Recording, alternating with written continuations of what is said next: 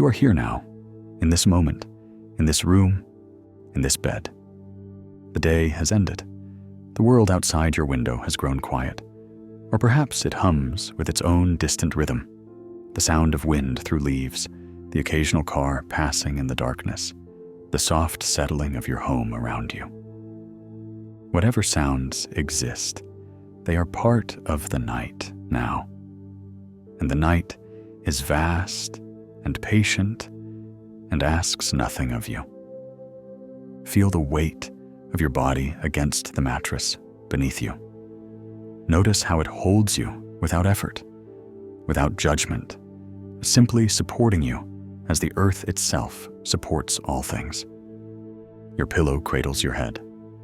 The blanket rests upon you with gentle pressure, a kind touch in the darkness. You are here, and you are safe. And for this moment, there is nowhere else you need to be.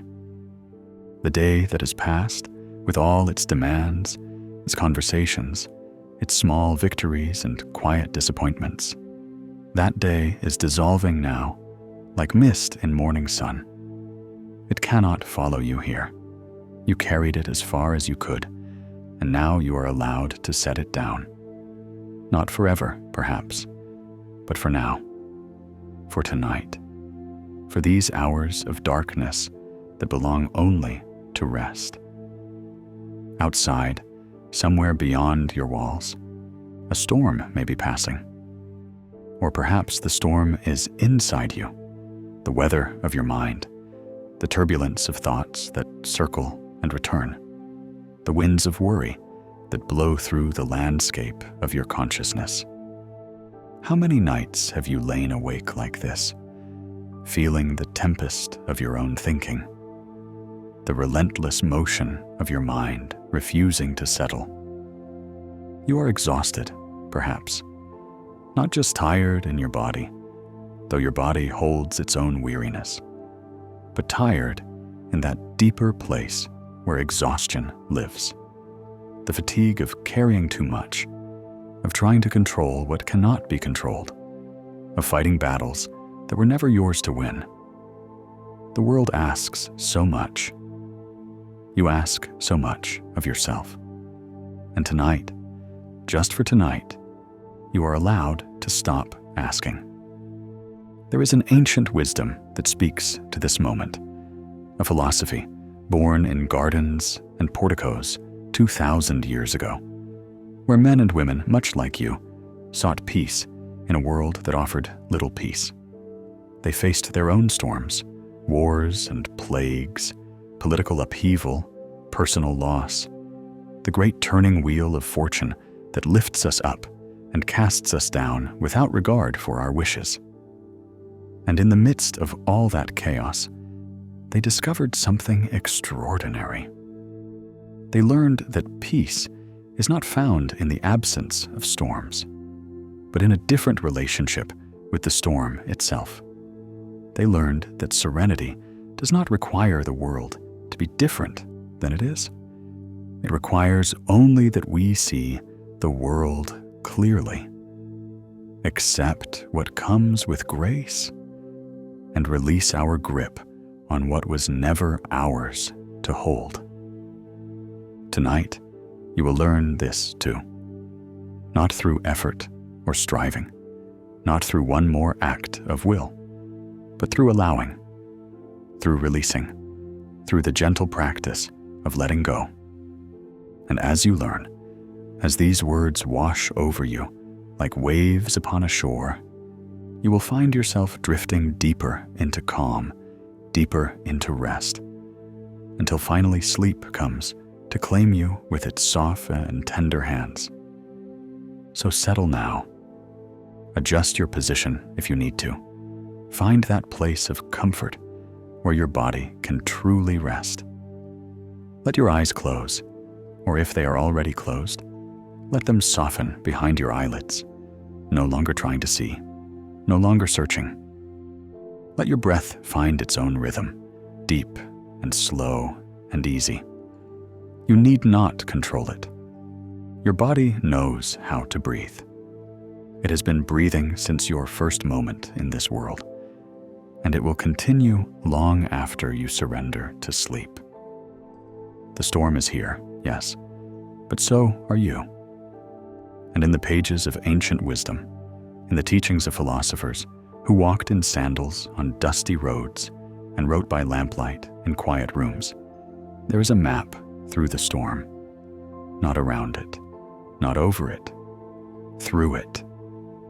A path that leads to the still center where peace waits, patient and eternal.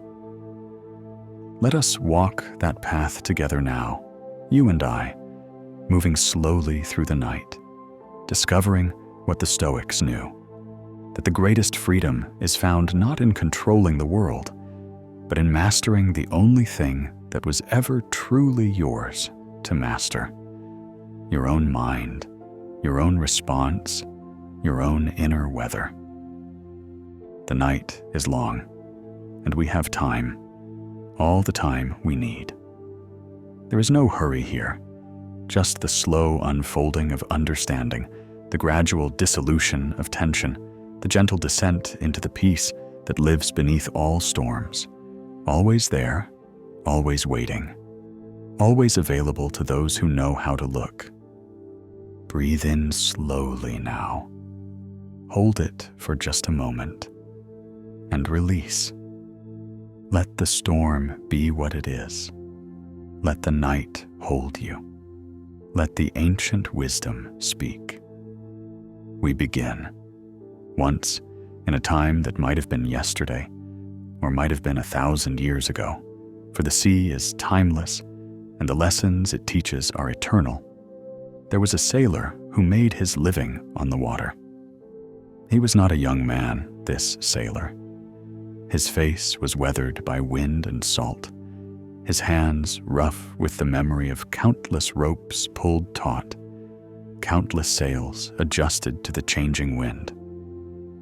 He knew the sea in all its moods. He had seen it glass smooth and clear as a mirror, reflecting clouds so perfectly that the world seemed doubled, infinite. He had seen it choppy with playful waves that slapped the hull of his boat like a friend's teasing hand. He had seen it gray and sullen under heavy skies, and he had seen it brilliant blue beneath the Mediterranean sun. But he had also seen its fury. He had been caught in storms where the waves rose higher than houses, where the wind shrieked like a living thing, where the rain came horizontal and stinging, where the world reduced itself to darkness and noise and the terrible certainty that the sea wanted to swallow him whole. On this particular night, the night of our story, the sailor found himself once again in the grip of such a storm. He had seen it coming, had read the signs in the uneasy behavior of seabirds, in the quality of light along the horizon, in the subtle shift of wind that spoke of something gathering in the distance. He had tried to make port, but the storm moved faster than expected, overtaking him while he was still hours from shore. Now the waves crashed over the bow of his small vessel. The mast creaked and groaned with each gust of wind. Water sloshed in the bottom of the boat despite his best efforts to bail it out. Thunder rolled across the sky like the anger of gods he no longer believed in. Lightning illuminated the world in flashes of white-blue clarity, showing him nothing but water and more water, an endless wilderness of chaos beneath a roiling sky. And here is where our story finds its wisdom, because the sailor, exhausted, soaked, his muscles burning from hours of struggle, suddenly stopped fighting. He did not give up. That is not what this story is about. He did not lie down in the bottom of his boat and wait for the sea to take him. No, what he did was subtler than surrender and more powerful than resistance. He stopped trying to control the storm, and instead, he began to work with it. He had been fighting to keep his boat pointed in the direction he wanted to go, the direction that would, in his imagination, take him most quickly to safety. But the wind wanted to push him another way, and the waves had their own ideas about where he should be. So he had been locked in constant battle, pulling the rudder hard against the current, straining to hold his heading, exhausting himself in opposition to forces vastly greater than himself. Now, in a moment of sudden clarity, born of fatigue and something deeper, a kind of understanding that rose from the quiet place beneath his fear, he adjusted his sails differently. He turned the boat to catch the wind at an angle, not directly against it, and not in thoughtless agreement with it, but in a kind of negotiation. He let the storm push him, but he used his sails and rudder to guide how he was pushed. The change was immediate. The terrible strain eased. The boat, which had been bucking and shuddering like a frightened horse, found a rhythm with the waves. It rose and fell, still tossed by the storm, but no longer fighting against itself. The sailor's arms, which had been trembling with effort, found they could rest somewhat, making small adjustments instead of constant corrections. He was still in the storm. The danger had not passed. The waves were just as high, the wind just as fierce. But his relationship with it had changed. He had stopped demanding that the storm be different and had instead asked himself, given that this is what is the wise way to move through it? The night was long, and he was cold, and his boat took on water that he had to bail, and there were moments when he was not certain he would survive. But he did survive. When dawn came, gray at first, then gradually brightening, he found himself in unfamiliar waters, not where he had intended to go, but alive. The storm had passed. The sea was settling into long, rolling swells, and in the distance, close enough to reach by mid-morning, he could see land. It was not the port he had aimed for. It was somewhere else entirely, a different harbor in a town he barely knew. But it was safe. It was solid ground, and as he sailed toward it on wind that had gentled to a breeze, he understood something that he would carry with him for the rest of his life. Peace is not the absence of storms.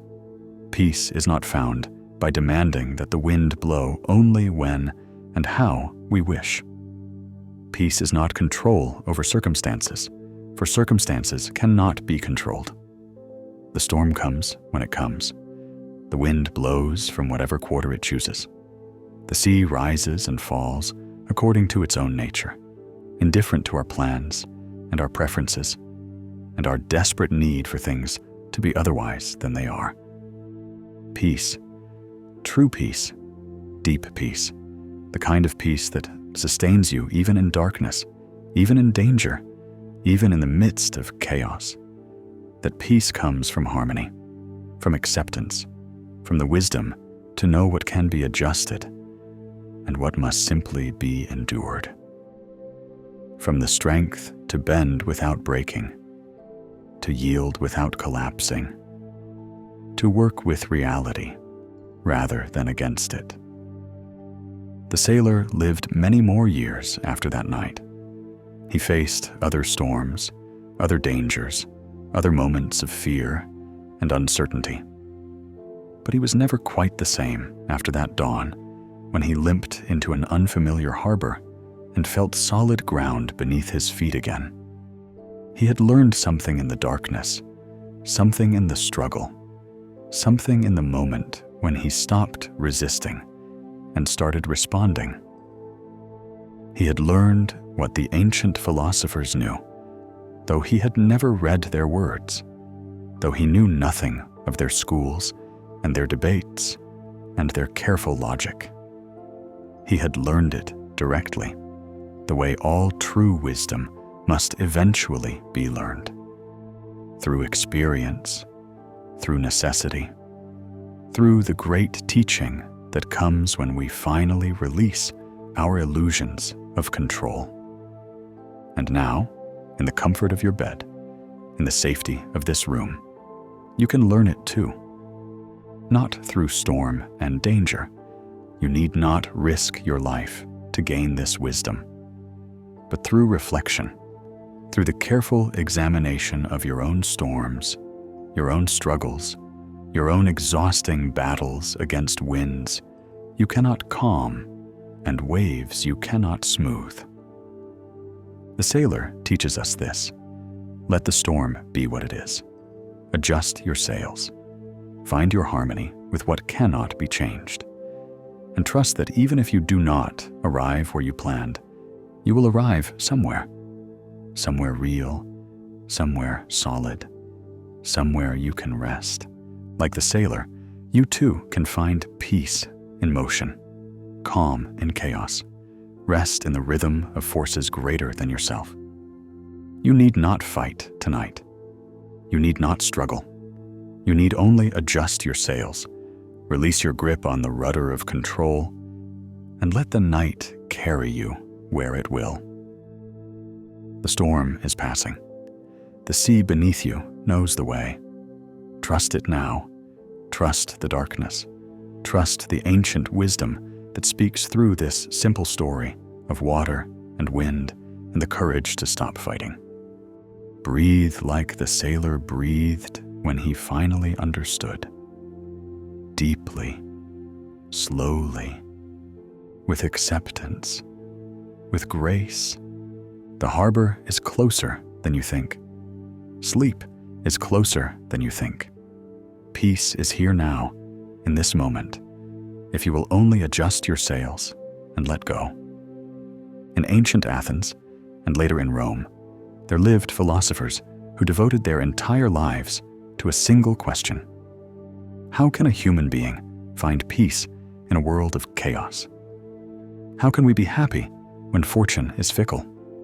How can we be strong when we are so vulnerable? How can we be free when so much is beyond our control? They called themselves Stoics, after the Stoa Poikile, the painted porch in Athens, where the founder of this philosophy, Zeno of Citium, first taught his students. And what they discovered, through decades of careful thought and lived experience, was so simple and so radical that it still echoes across the centuries, still speaks to us in our beds at night, when worry keeps us awake, still offers us a path through our own storms. They discovered what they called the dichotomy of control. And in this simple distinction, one of the most important ideas ever conceived by the human mind, lies the key to the peace you are seeking tonight. Listen carefully to this and let it sink in slowly, like water absorbed by thirsty ground. There are things in this world that are up to you, within your power, under your control. And there are things that are not up to you, beyond your power, outside your control. Everything, every single thing that exists or happens or might happen falls into one of these two categories. What is up to you? What is truly within your control? The Stoics were ruthlessly honest about this. Your opinions, they said, your intentions, your desires and aversions, your own mental activity, what you choose to focus on, how you choose to interpret events, what meaning you assign to circumstances. These are yours. These are your domain, your kingdom, the small but crucial space where you have genuine agency. And what is not up to you? Everything else. Your body, though you live in it, is not entirely under your control, It ages, it falls ill, it weakens according to its own nature. Your possessions are not truly yours. They can be lost or stolen or destroyed. Your reputation, what others think of you, is not up to you. People will judge you according to their own perspectives, and you cannot control their minds. The outcomes of your actions are not up to you. You can act wisely and still fail.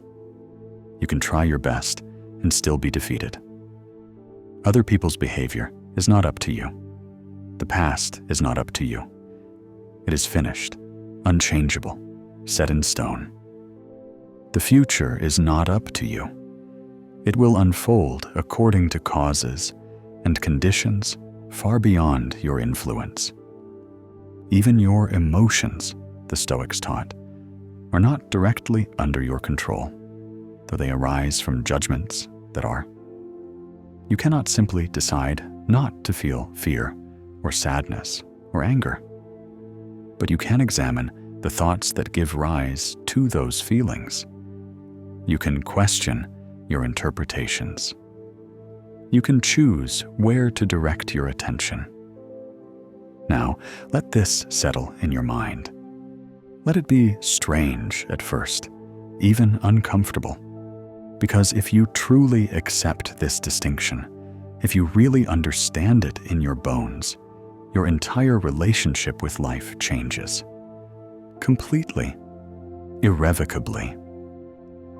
Epictetus, who was born a slave and became one of the greatest teachers of Stoic philosophy, put it this way: some things are within our power, while others are not. Within our power are opinion, motivation, desire, aversion, and, in a word, whatever is of our own doing. Not within our power are our body, our property, reputation, office, and, in a word, whatever is not of our own doing. He taught his students to begin each day with this recognition, to constantly sort the world into these two categories, to relentlessly distinguish what is theirs from what is not. And when they learned to do this, truly learned it, not just intellectually, but in the marrow of their being, they found something extraordinary. Freedom. Not the freedom to have whatever they wanted, not the freedom from suffering or loss or death, but the freedom that comes from releasing your grip on what was never yours to hold. The freedom that comes from investing your energy only in what you can actually influence. The freedom that comes from accepting reality as it is, not as you wish it to be. Marcus Aurelius, who was emperor of Rome and one of the most powerful men in the ancient world, wrote in his private journal, never intended for publication, just notes to himself, reminders of how to live. You have power over your mind, not outside events. Realize this, and you will find strength. Consider that. An emperor, a man who commanded legions, who could speak and see his words become law, who had wealth and authority that most people can barely imagine. This man understood that even he did not have power over outside events. Even he had to practice accepting what he could not control. Even he had to remind himself, night after night, page after page, that his true strength lay not in his ability to command the external world, but in his sovereignty over his own mind. He faced wars and plagues. He lost children to illness. He dealt with betrayal and incompetence and the constant grinding pressure of responsibility. And through it all, he returned again and again to this basic Stoic principle. Focus on what is yours. Release what is not. Find peace in the distinction. Another Stoic philosopher, Seneca, wrote extensively about tranquility, what disturbs it, and how to maintain it. He observed that we suffer more in imagination than in reality, that most of our anguish comes from our resistance to what is, our insistence that things should be different than they are. He told his students, wild animals run from the dangers they actually see, and once they have escaped, then worry no more. We, however, are tormented alike by what is past and what is to come. A number of our blessings do us harm, for memory brings back the agony of fear, while foresight brings it on prematurely. No one confines his unhappiness to the present. Can you feel the truth of this in your own life?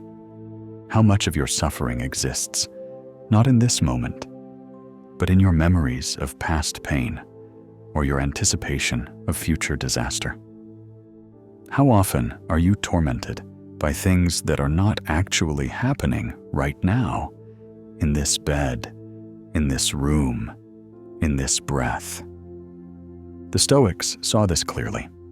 They saw how we create our own suffering through resistance, through our desperate need for reality to conform to our preferences, through our refusal to accept what is. And they offered a radical alternative: harmony with nature. By nature, they did not mean trees and birds, though they found wisdom there too. They meant the fundamental nature of reality itself, the fact that all things change, that nothing lasts forever, that the universe operates according to cause and effect, that what happens for reasons beyond our complete understanding or control, and that we are small parts of a much larger whole. Zeno taught that virtue, excellence of character, wisdom in action, consists in living in agreement with nature, not fighting against the way things are, but understanding the way things are and aligning yourself with that truth. When you harmonize with nature, when you accept the storm because storms are part of nature, when you accept loss because loss is part of nature, when you accept your own mortality because mortality is part of nature, then you find the peace that the sailor found in his boat. You stop exhausting yourself in futile resistance. You stop demanding that the wind blow differently, that the waves be smaller, that the storm pass before it has run its course. You adjust your sails. You work with what is. You find your agency not in controlling external circumstances, but in choosing your response to circumstances. This is not passivity. The Stoics were not advocating resignation or defeat. Marcus Aurelius led armies. Seneca advised emperors. Epictetus taught students who went on to become leaders and change makers. They were engaged with the world, active, effective. But their action came from a different place, not from anxiety or need or the desperate grasping of ego, but from wisdom and acceptance and clear understanding of where their true power lay. So tonight, as you lie here in the darkness, let this ancient wisdom wash over you. Let it seep into the corners of your mind where anxiety lives. Let it speak to the parts of you that are exhausted from trying to control what cannot be controlled. You do not have power over outside events. You never did. The illusion that you might, if only you tried harder, worried more, planned better, controlled tighter, that illusion has been the source of so much suffering. And now, tonight, you can release it. You have power over your mind. You have power over how you interpret what happens. You have power over where you direct your attention. You have power over what you value, what you desire, what you consider good or bad. This is not a small power. This is everything. This is the key to peace. The Stoics knew this. The sailor learned this. And now, slowly, gently, without force or strain, you are learning it too. Realize this, and you will find strength. Realize this, and you will find rest. Realize this, and sleep will come easily, because you will have released the burden of a false responsibility, the burden of controlling what was never yours to control. The world will be what it is. The storm will blow. The waves will rise and fall. And you will adjust your sails. You will find your harmony.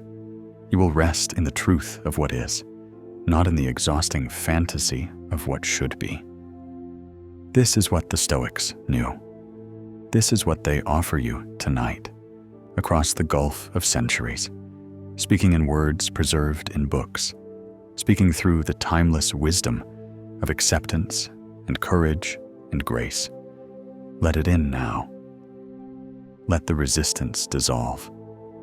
Let the need for control release its grip on your shoulders, your chest, your breath. What is not yours, you cannot hold.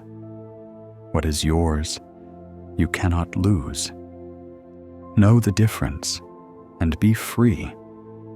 How heavy it is, this burden you carry. The burden of believing that you must manage everything, that you must keep all the plates spinning, that disaster waits in every moment when you let your attention slip, when you fail to worry enough, when you dare to rest. Think of all the storms you have fought that never reached your shore, all the catastrophes you rehearsed in your mind that never came to pass, all the hours spent in anxious preparation for events that dissolved into nothing, or unfolded in ways you never anticipated, rendering all your worry useless. The mind is a powerful thing, capable of creating entire worlds of suffering from the thinnest material. A brief comment from a colleague becomes evidence of conspiracy. An unanswered text message becomes proof of abandonment. A small mistake becomes a permanent stain on your character. And beneath all these stories, all these catastrophes of imagination, is a single belief that if you just think hard enough, worry thoroughly enough, control tightly enough, you can prevent bad things from happening. But you cannot. You have never been able to. And the exhaustion you feel, the bone-deep weariness that brought you to this bed tonight, comes from the endless, futile attempt to do the impossible. There is a particular kind of pain that comes from resistance. It is different from the pain of actual hardship, actual loss, actual suffering. It is the pain of fighting against what is, the pain of insisting that reality should be different than it is, the pain of holding your body rigid against the natural flow of things, trying to stop the river with your bare hands, trying to hold back the tide through sheer force of will. Consider perfectionism, that especially cruel form of control. The belief that if you just get everything exactly right, if you make no mistakes, if you meet every standard and exceed every expectation, then you will be safe. Then you will be worthy. Then you will be enough. But perfectionism is not really about excellence. It is about fear. It is about the desperate attempt to control how others see you, how you see yourself, how the story of your life unfolds. And it is exhausting because it is impossible. Perfection is not a human state. Mistakes are not aberrations from the normal flow of life. They are life itself, learning and growing through trial and error, through the inevitable gap between our intentions and our capabilities. When you demand perfection of yourself, you are essentially demanding that you not be human. And the cost of this demand is enormous. It keeps you awake at night, reviewing every moment of the day, cataloging every flaw, anticipating every judgment. It prevents you from taking risks, from trying new things, from allowing yourself to be seen in your vulnerability. It turns every activity into a test, every interaction into a performance, every moment into an opportunity to fail. This is the weight of control. This is what happens when you believe that your worth depends on managing outcomes, on preventing failure, on maintaining a flawless image to the world and to yourself. But here is the question that cuts through all of this. What would it feel like to simply let go tonight? Not forever, perhaps. The mind will rebel against such a permanent release. But just for tonight, just for these hours of darkness. What would it feel like to release your grip on all the things you have been trying so desperately to control? What would it feel like to stop worrying about tomorrow's challenges, knowing that tomorrow will come with its own energy, its own resources, its own unexpected solutions?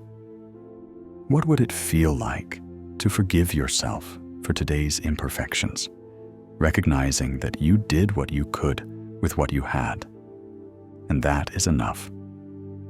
What would it feel like to release other people to their own judgments, their own opinions, their own inner storms, knowing that you cannot control what they think any more than you can control the wind?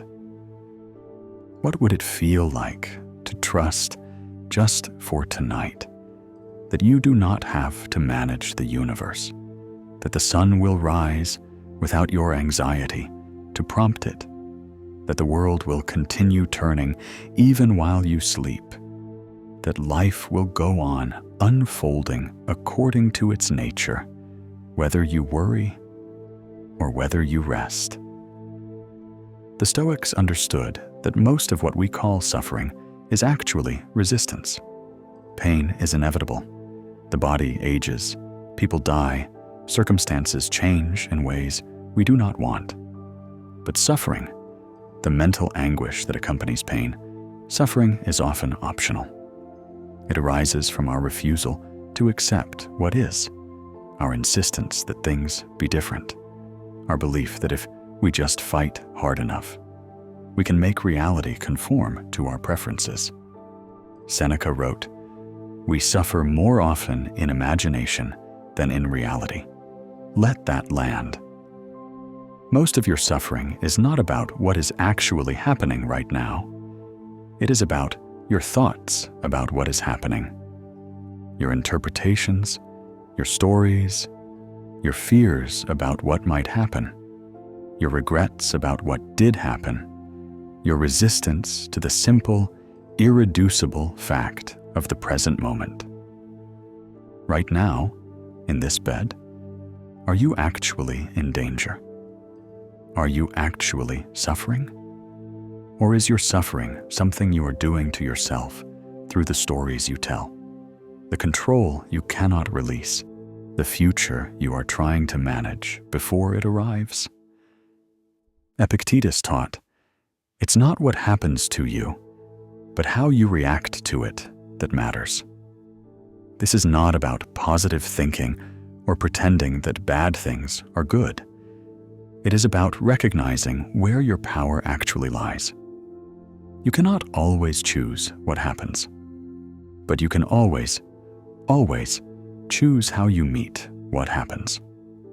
You can always choose whether to resist or to accept, whether to fight or to flow, whether to add the suffering of resistance to the pain of circumstance. Think of two people facing the same difficulty, perhaps a sudden change of plans, a disappointment, a setback in their work. One person spends hours in mental anguish, replaying the event, cataloging its unfairness, imagining all the ways things could have gone better, resenting the circumstance and everyone involved in it. The other person feels the same initial disappointment, acknowledges it, allows it to move through them, and then asks, given that this is what is the wise response? What can I learn? How can I adapt? What is actually still possible? Both people face the same external circumstance, but their internal experience is vastly different. One creates suffering through resistance. The other creates space for wisdom through acceptance. This is not about suppressing emotion or pretending you do not care. The Stoics were not advocating cold indifference. They understood that we feel things, that loss hurts, that disappointment stings, that fear arises. They were not asking you to be a stone. They were asking you to be wise about where you invest your energy, what you resist and what you accept, which battles are worth fighting, and which are simply exhausting exercises in futility. Control creates anxiety because control is impossible. When your peace depends on circumstances aligning with your preferences, you will never have peace because circumstances are in constant flux, shaped by causes far beyond your influence. You might experience moments of satisfaction when things go your way, but beneath that satisfaction will always be the anxiety of knowing it could change at any moment, and the exhausting vigilance of trying to prevent that change. But when your peace depends only on your own wisdom, your own virtue, your own clear seeing, then your peace becomes unshakable. Not because nothing bad will happen, but because you know you can meet whatever happens with grace. The storm may come, but you know how to adjust your sails. The outcome may not be what you wanted, but you know you will respond with wisdom rather than panic. The future may be uncertain, but you trust your ability to work with whatever unfolds. This is the Stoic promise, not a life free from difficulty, but a mind free from unnecessary suffering.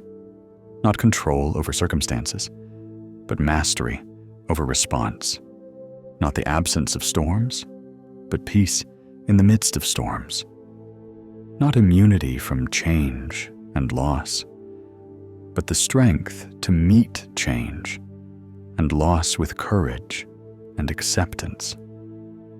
Marcus Aurelius, in the midst of his many responsibilities, wrote, "If you are distressed by anything external, the pain is not due to the thing itself, but to your estimate of it, and this you have the power to revoke at any moment.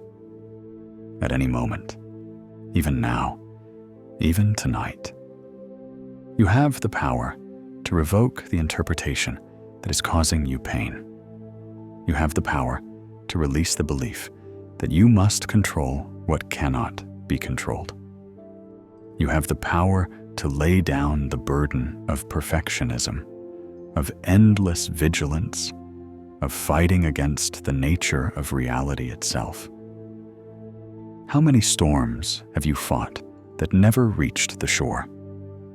How many hours have you spent in mental anguish over problems that solved themselves or never materialized or unfolded in completely unexpected ways? How much energy have you burned in the futile attempt to control the uncontrollable? And what if? What if you just stopped? What if you released your grip? What if you allowed life to be what it is and focused your precious energy on the only thing you can actually control? Your own mind, your own response, your own choice to meet whatever comes with wisdom rather than worry? The sailor in our story learned this in the storm. The ancient philosophers learned it through years of practice and reflection.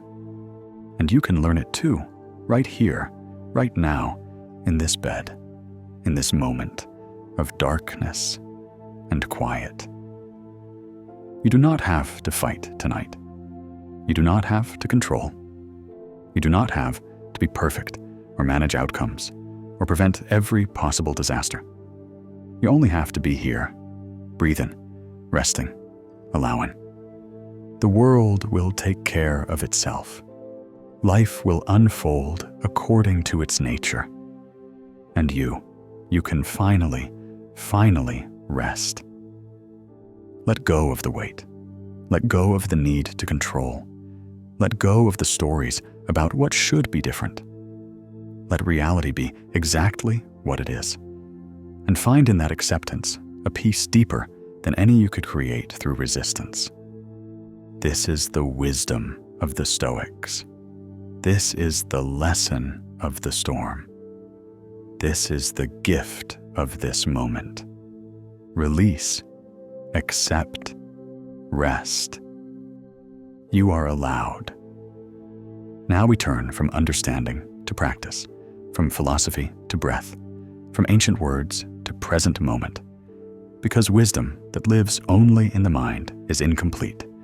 It must be embodied, felt, practiced, woven into the fabric of how you actually live, how you actually meet each moment.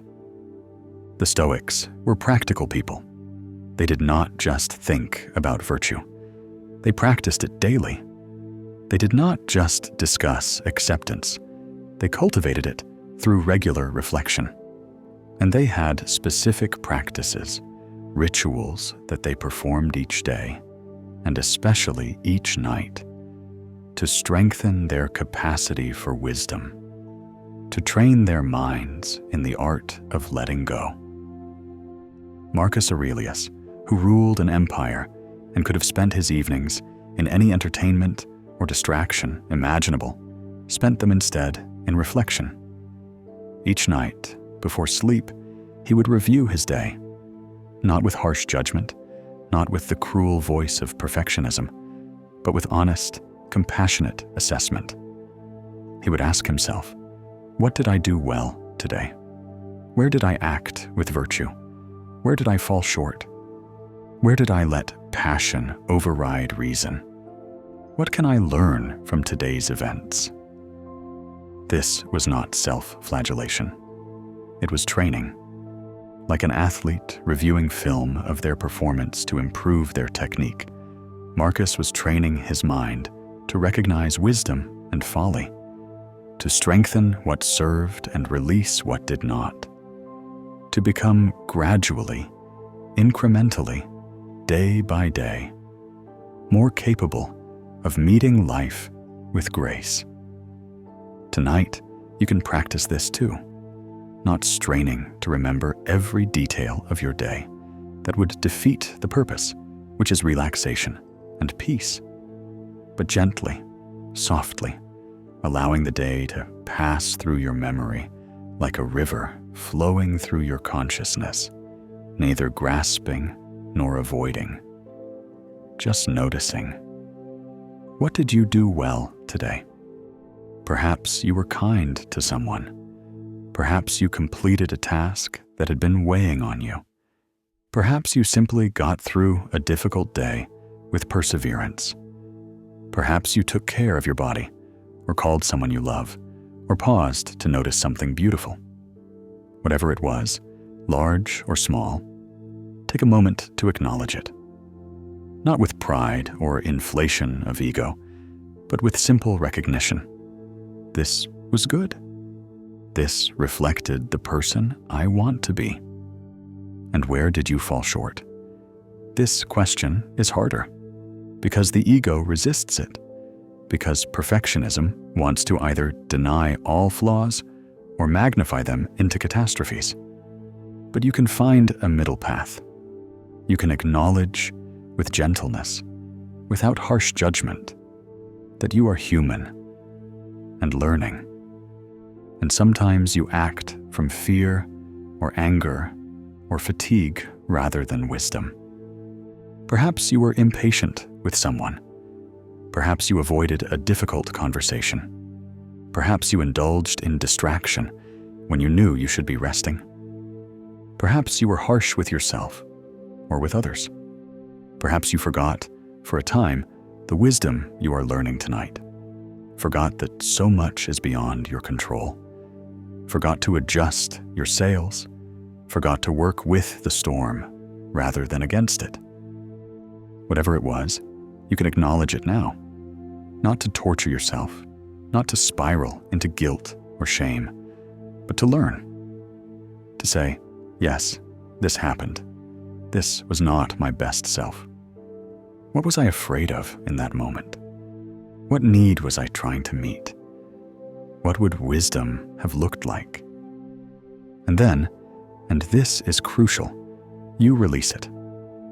You do not carry it into your sleep. You do not add it to the growing pile of evidence you collect against yourself. You simply note it, learn from it, and let it go. Tomorrow is another day, another opportunity to practice, another chance to choose wisdom over reaction. The Stoics believed that every day was a fresh beginning, that the past was gone and unchangeable, that guilt about what is finished serves no purpose except to disturb your peace. What is done is done. The question is not whether you were perfect. You were not. You never will be. No human ever has been.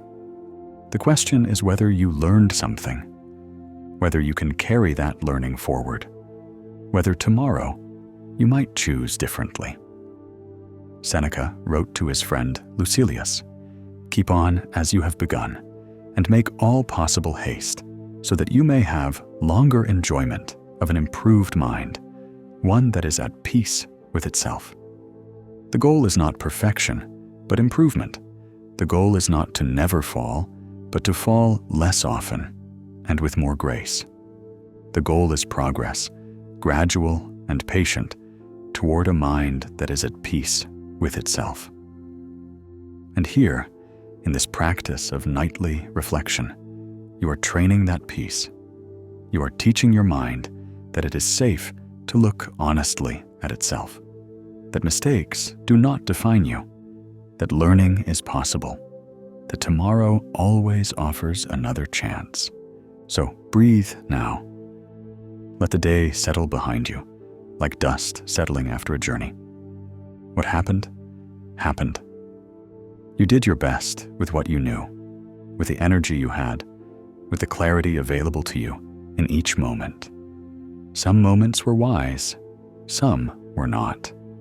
Both are part of being human. Both are part of learning. Both are worthy of your compassion.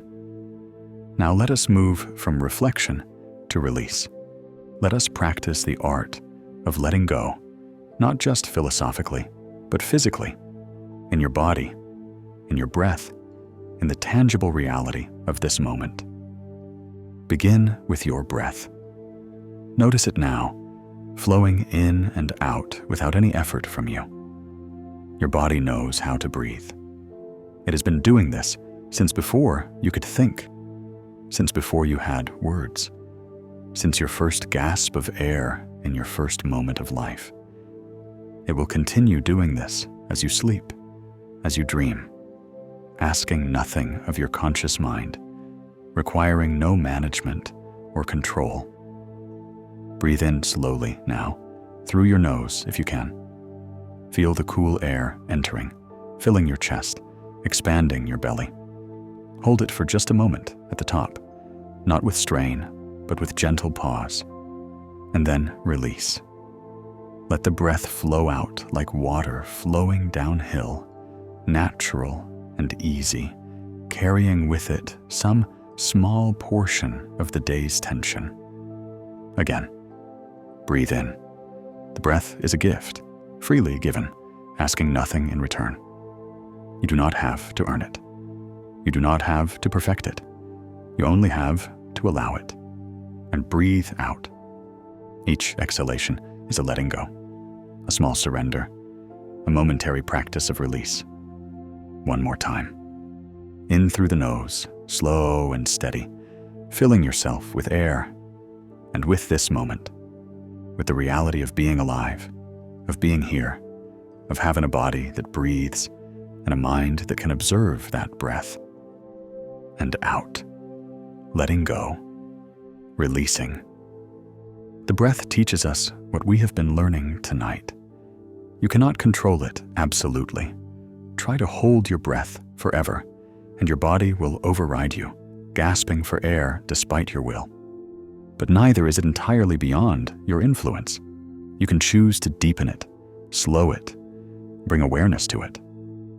The breath lives in that space between control and surrender. And so do you. Working with what is, adjusting your sails, finding harmony rather than domination. Now bring your awareness to your body, lying here in this bed. Start with your feet, so far from your heart, carrying you through your days, asking so little in return. Notice your feet now. Are they tense? Are your toes curled? You can soften them. You can release whatever grip they are holding. Let your feet relax completely, heavy against the mattress or soft beneath the blankets. Let them rest. They have walked far enough today. They are allowed to be still. Move your awareness up to your calves, your shins, your knees, these strong legs that carry you, that hold you upright against gravity's constant pull. Thank them silently and let them rest. Release any tension you find there. You are lying down now. They need not work. They can simply be. Notice your thighs, your hips, your lower back. This is where many of us hold tension, where the body grips against stress, where we tighten without realizing. Breathe into these spaces. Imagine the breath flowing down through your body like a gentle stream, finding all the places that are holding, all the muscles that are clenched, and inviting them to release. Not forcing, not demanding, just inviting, suggesting the possibility of softness. Your abdomen, your chest, the center of your body, where your breath lives, where your heart beats its steady rhythm. Place your hand there if you like, feeling the rise and fall, the constant motion of being alive. This breath has been with you through everything, through joy and sorrow, fear and peace, struggle and rest. It has never left you. It never will, until your final moment. And even then, it will simply change form. The air you have been borrowing returned to the world that gave it. Let your chest soften. Let your belly relax. You need not hold yourself together. You need not present any particular image here in the darkness. You can simply be, without performance, without defense, without the armor we wear through our days. Your shoulders now. Oh, your shoulders carry so much. All the burdens you have been discussing tonight, all the responsibilities and worries and the weight of trying to control what cannot be controlled. Your shoulders have been holding all of it, and they are so tired. Can you feel how tired they are? Let them drop. Consciously, deliberately, let your shoulders fall away from your ears. Let them settle down and back. Let them rest against the bed with their full weight. Breathe into them. Imagine all that tension, all that holding, dissolving like salt in warm water. Your shoulders are allowed to rest. The weight you have been carrying is not yours to bear tonight. Your arms, your hands, these instruments that do so much, that type and write and gesture and work and care for others, let them rest now, palms up or palms down, wherever they naturally fall. You need not grip anything. You need not hold on. Your hands can open, soft and receptive, trusting that what is yours will remain, and what is not yours never was. Your neck, that delicate bridge between head and heart. It holds so much tension, craning forward towards screens, tightening against stress.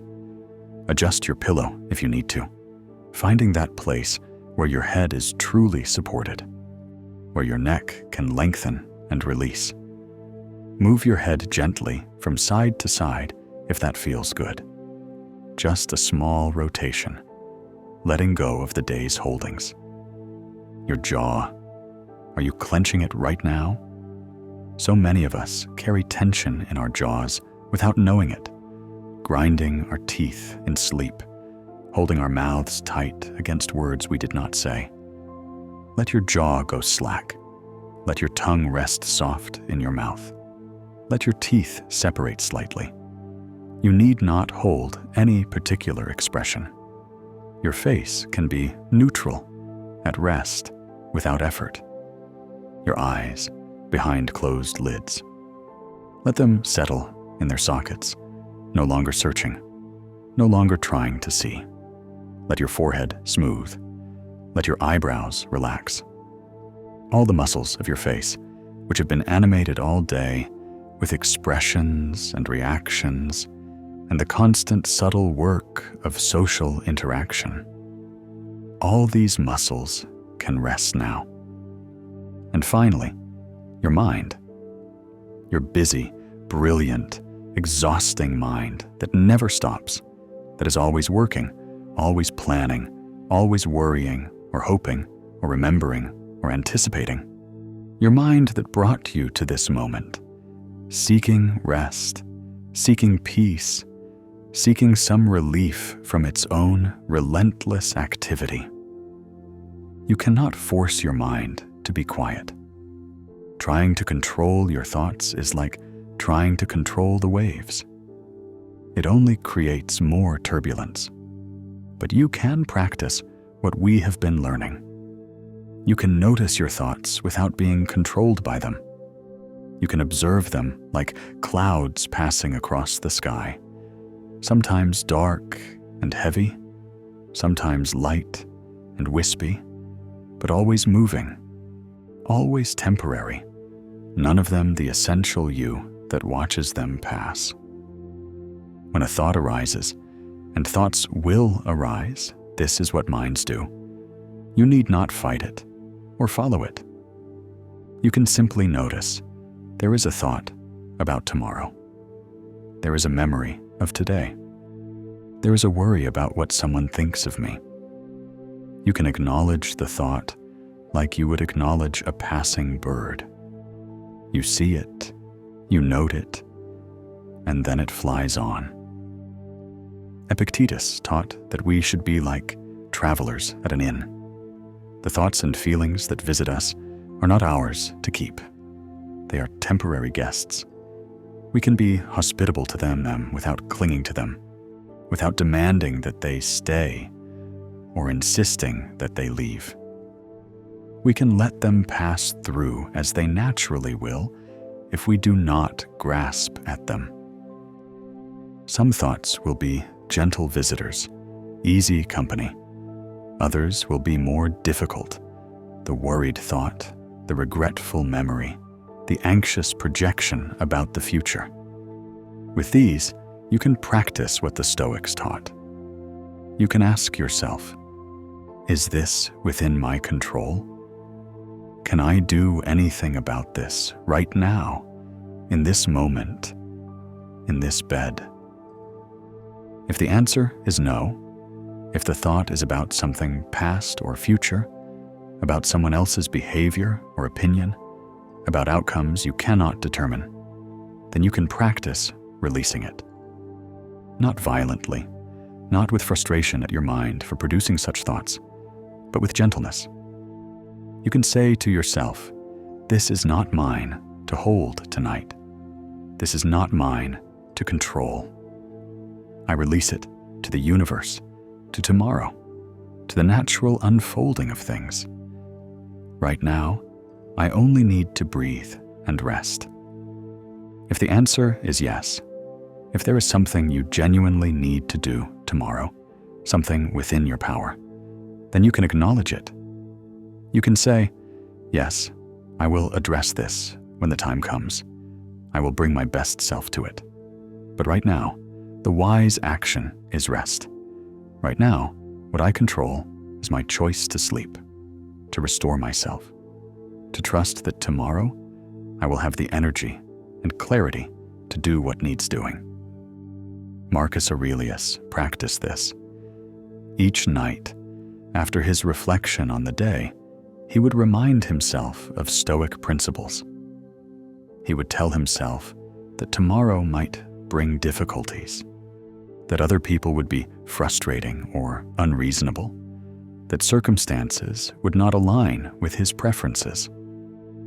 But he would also remind himself that he had everything he needed to meet those challenges with wisdom, not because he could control them, but because he could control his response to them.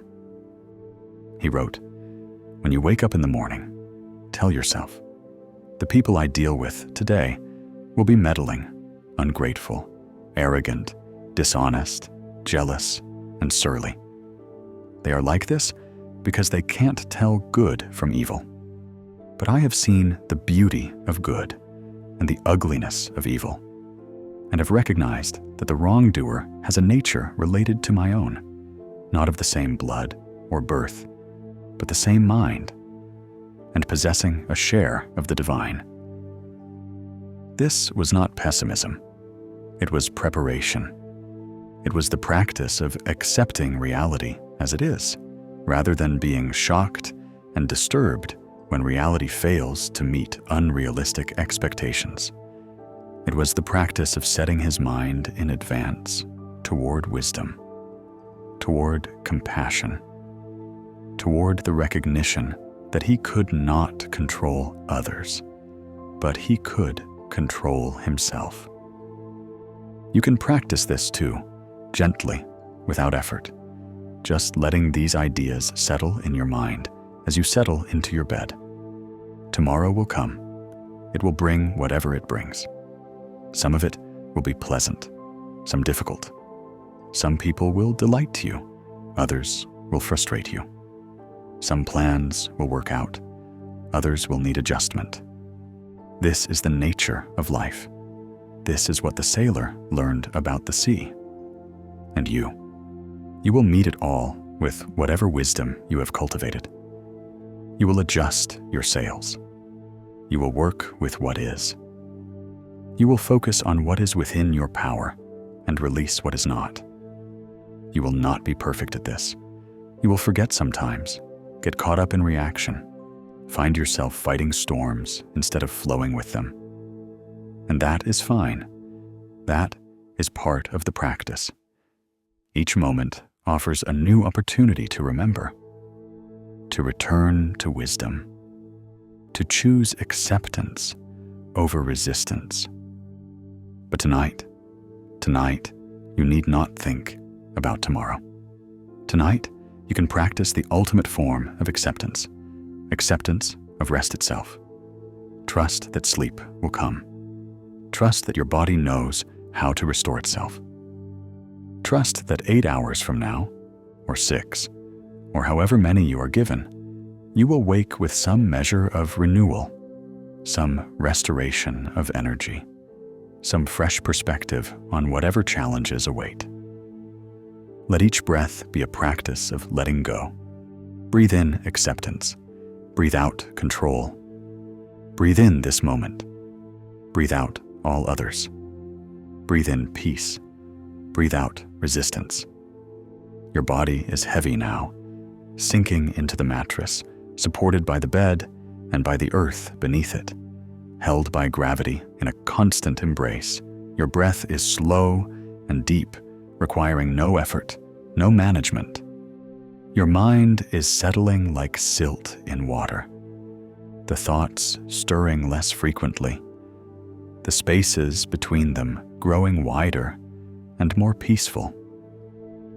You have reflected on your day and released it. You have scanned your body and invited it to rest.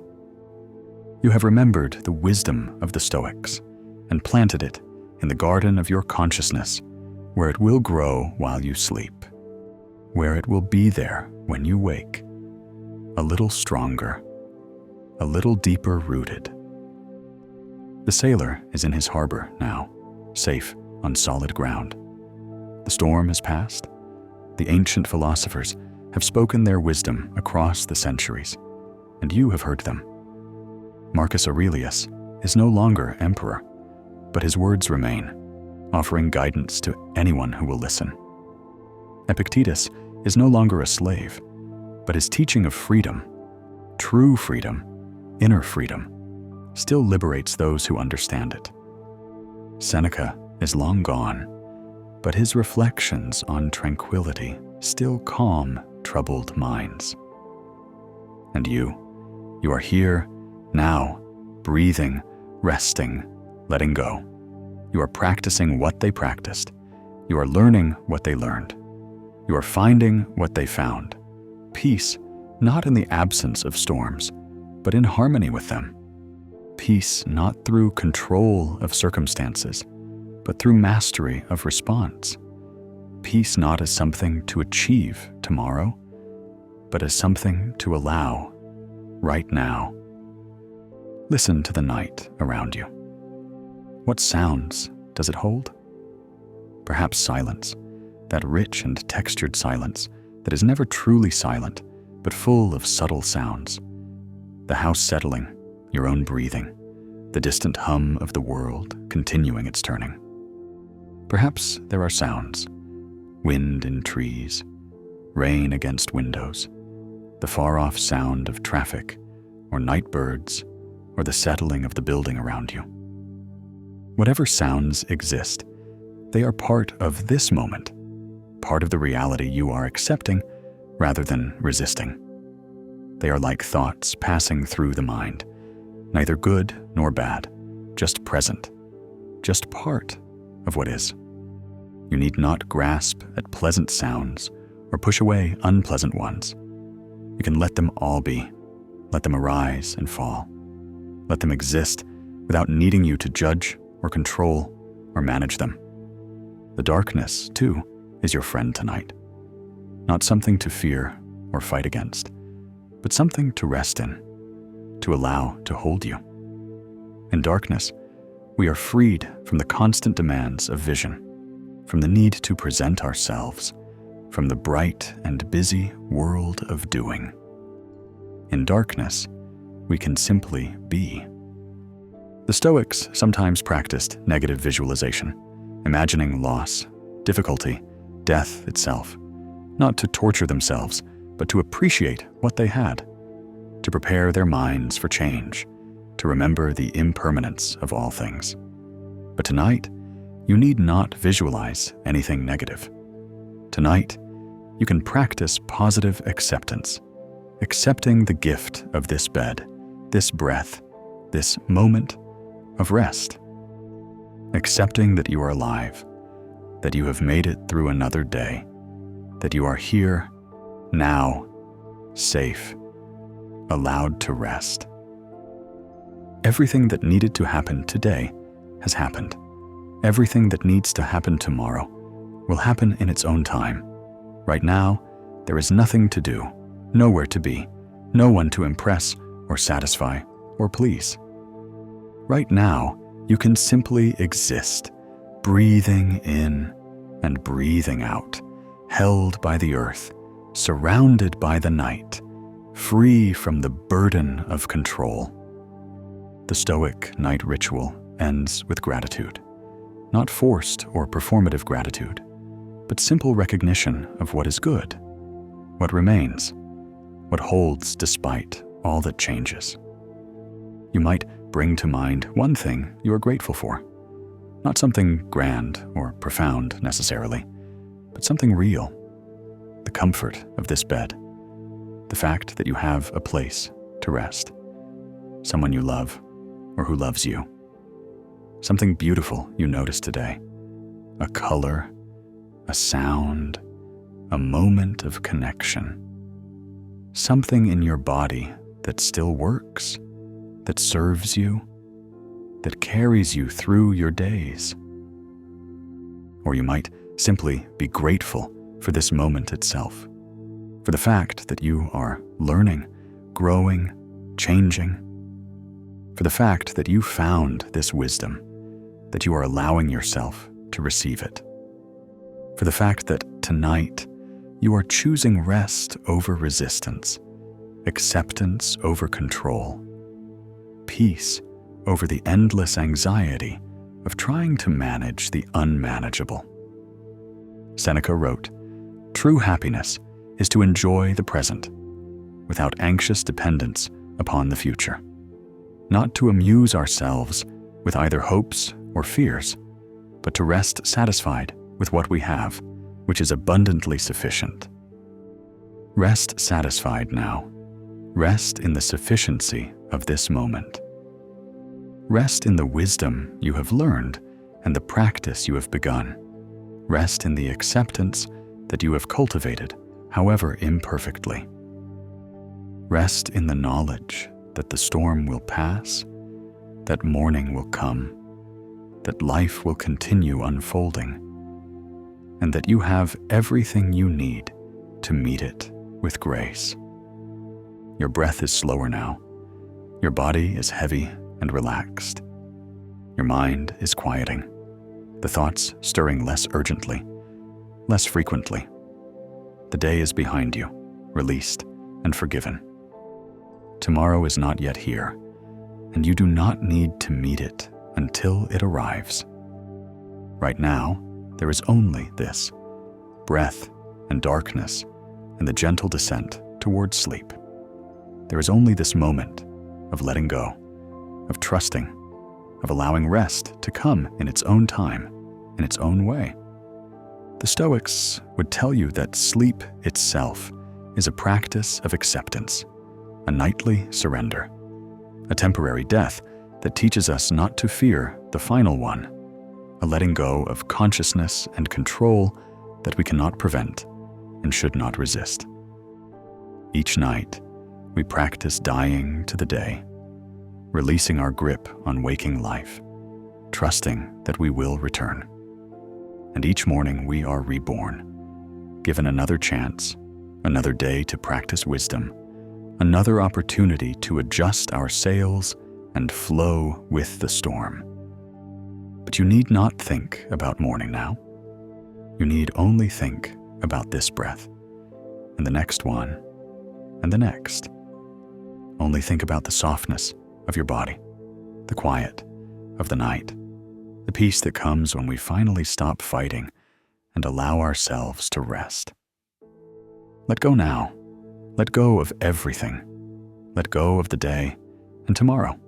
Let go of worry and planning. Let go of the need to be anything other than what you are in this moment, a human being, breathing, resting, held by the earth and the darkness, safe enough to sleep. The sailor has reached his harbor. The storm has passed. The ancient wisdom has been spoken. And you have listened and learned and practiced, and now you can rest. Sleep is close now. You can feel it at the edges of consciousness, soft and welcoming, patient and kind. You need not chase it or force it. It will come when you are ready, when you have released enough, when you have let go sufficiently that there is space for it to enter. And even if sleep does not come immediately, even if you lie awake for some time, that is fine too. That is not failure. That is just what is happening. And you can accept that too. You can rest in wakefulness, breathing and releasing, practicing the art of letting go, knowing that eventually, inevitably, sleep will come. Because sleep always comes.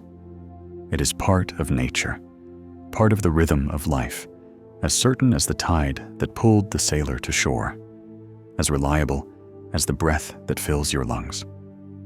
You can trust it, You can trust the wisdom of your body, the natural cycles of consciousness, the gentle descent into dreams and rest and restoration.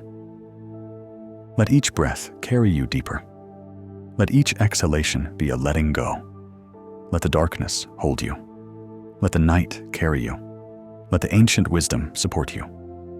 Let the practice of acceptance enfold you like a blanket, warm and soft and safe. You have done enough today. You have been enough today. You are enough right now, in this moment, exactly as you are. Rest now. Let go. Sleep. The storm has passed. The harbor is reached. Peace is here. There is a quality to this moment that is unlike any other moment that has ever existed or ever will exist. This particular breath, this precise alignment of your body in this bed, this exact configuration of thoughts and feelings and sensations, it is absolutely unique, unrepeatable, already passing even as you notice it. Everything is like this. Everything is constantly changing, flowing, transforming from one state to another. The river into which you stepped this morning is not the river you see tonight, even if it bears the same name and runs between the same banks. The person you were yesterday is not quite the person you are now. The world spins through space at impossible speeds, hurtling around a star that is itself moving through a galaxy that is itself rushing through an expanding universe. And yet we speak of stillness, of permanence, of things staying the same. The Stoics understood this deeply. They called it the doctrine of constant change, the recognition that nothing endures forever, that all things arise and pass away, that permanence is an illusion we create because our minds crave stability in a universe that offers none. This might sound like bad news at first. If nothing lasts, if everything we love will eventually be lost, if all our achievements will crumble and all our creations will fade, then what is the point? Why try? Why care? Why invest ourselves in anything at all? But the Stoics saw it differently. They saw that impermanence, properly understood, was not a curse, but a liberation. That the very fact of change and loss and death was what made life precious, what made each moment matter, what freed us from the crushing weight of attachment and allowed us to engage fully with the present.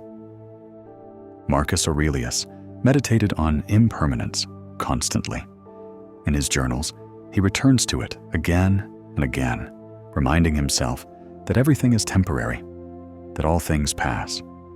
He writes, "Time is a river, a violent current of events, glimpsed once and already carried past us, and another follows and is gone." He was not being morbid or pessimistic. He was training his mind to see reality clearly, without the distortion of wishful thinking, without the false comfort of imagined permanence.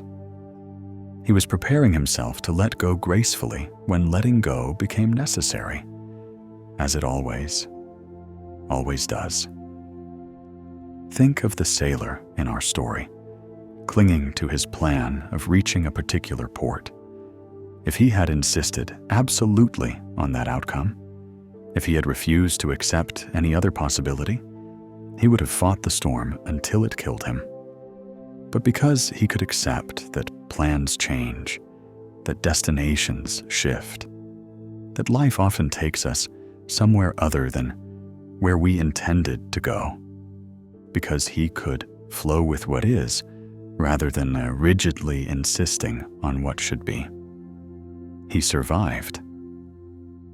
This is what acceptance of impermanence gives you: flexibility, adaptability, resilience, the ability to release what cannot be held and embrace what comes next.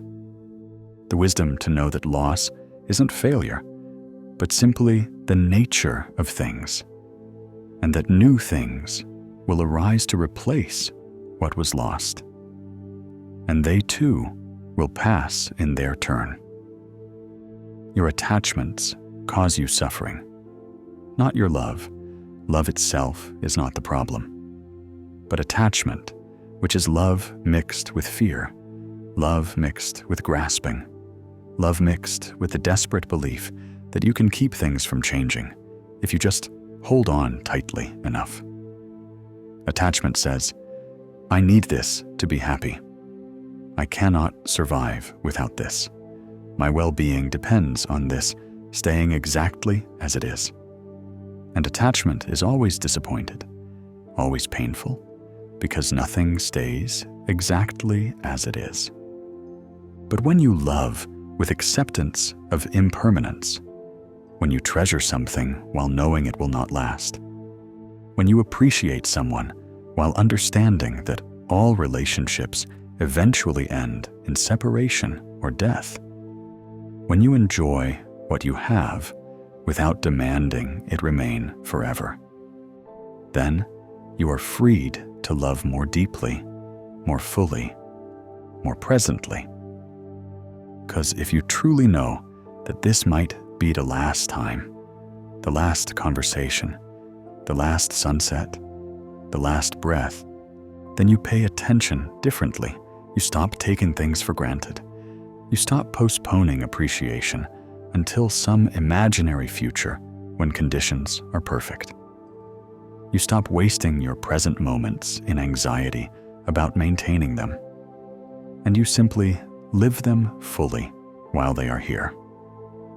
Seneca told his students to meditate on this, to remind themselves regularly that everything they loved could be taken from them at any moment.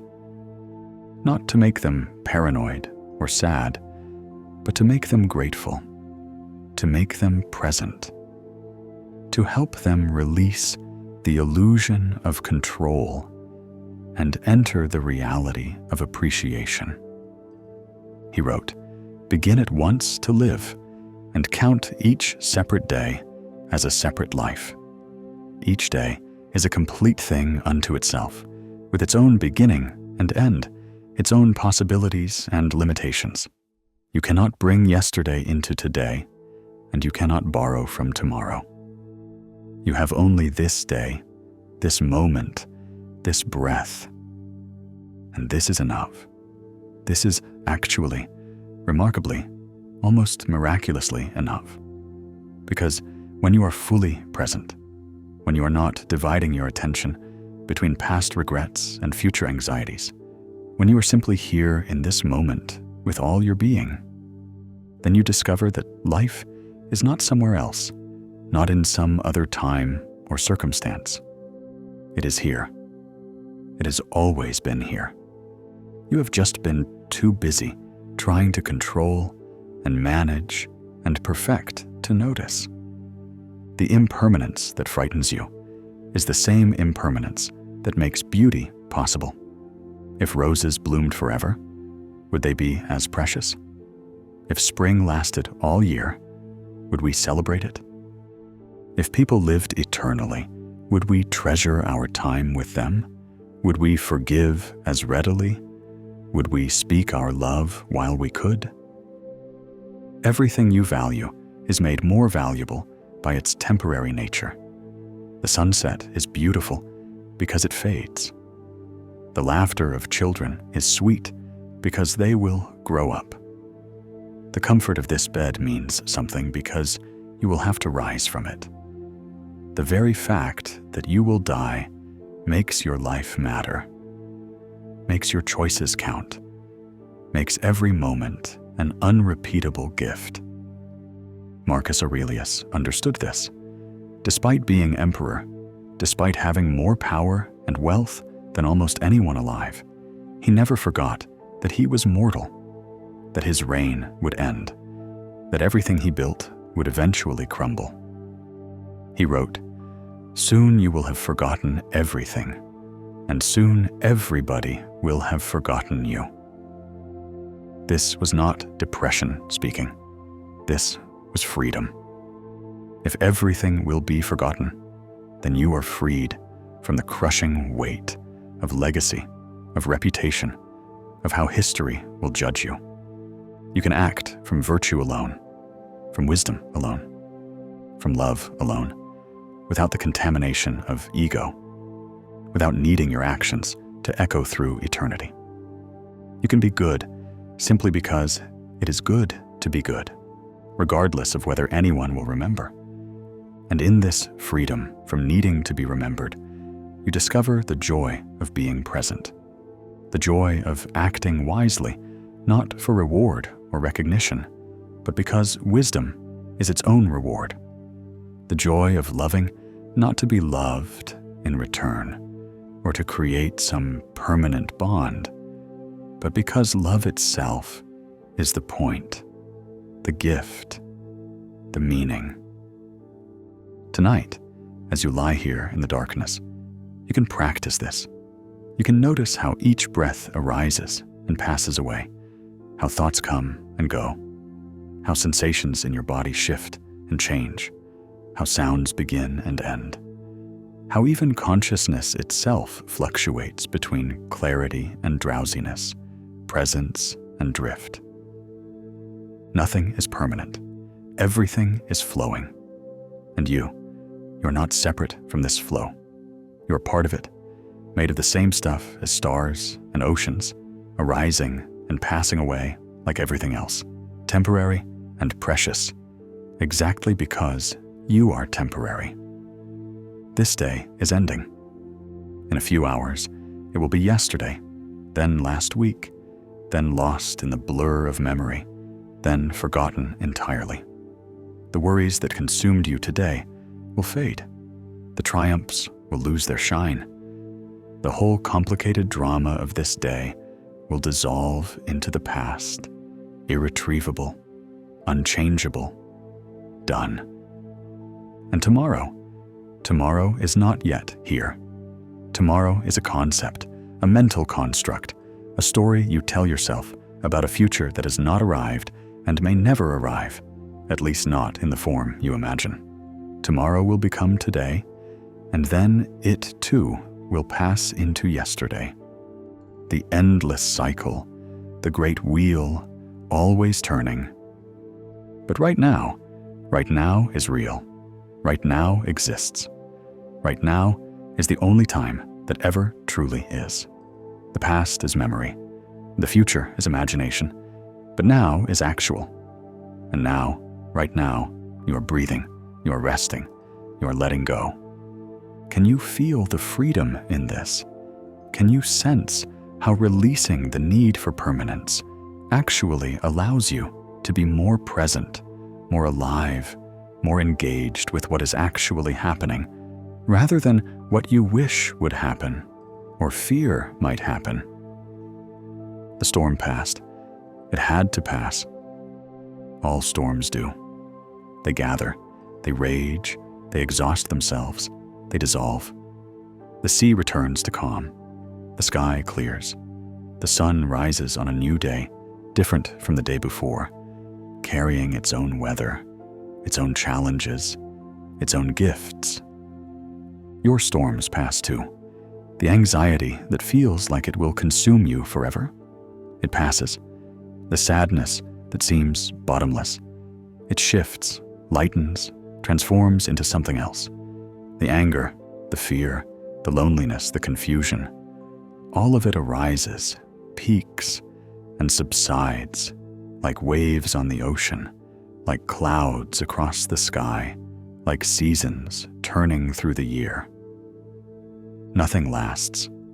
Not the difficult things, but also not the beautiful things. And in this universal truth of impermanence, there is a strange and unexpected peace. You need not cling so tightly to the good, because you know that more good will come. Different good, unexpected good, good you cannot yet imagine. And you need not fear the difficult so intensely, because you know it too will pass, transform, become something else. Epictetus taught his students to say, when enjoying something, "This is mine to use for now." Not, "This is mine forever," which sets you up for suffering when loss comes. But "This is mine to use for now," which acknowledges the gift while accepting its temporary nature. This meal, this conversation, this moment of peace, it is mine to use for now, not forever, just now. And now is enough. You can practice this with your own life. This body, it is yours to use for now, not forever. It will age, weaken, eventually cease to function. But for now, it breathes and moves and allows you to experience the world. This mind, it is yours to use for now. Sometimes clear, sometimes foggy, always changing, but for now capable of understanding, of wisdom, of choosing how to respond to what life brings. These relationships, they are yours to use for now. People will change, move away, pass on, but right now, in this moment, there is love, there is connection, there is the gift of not being alone. This is not cold comfort. This is not resignation. This is wisdom. This is the peace that comes from aligning yourself with reality rather than fighting against it. This is the freedom that comes from releasing the impossible burden of making permanent what is by its nature temporary. The sailor learned this in the storm. He could not control whether his boat survived. He could not guarantee he would reach shore. He could not keep the storm from coming or force it to leave before its time.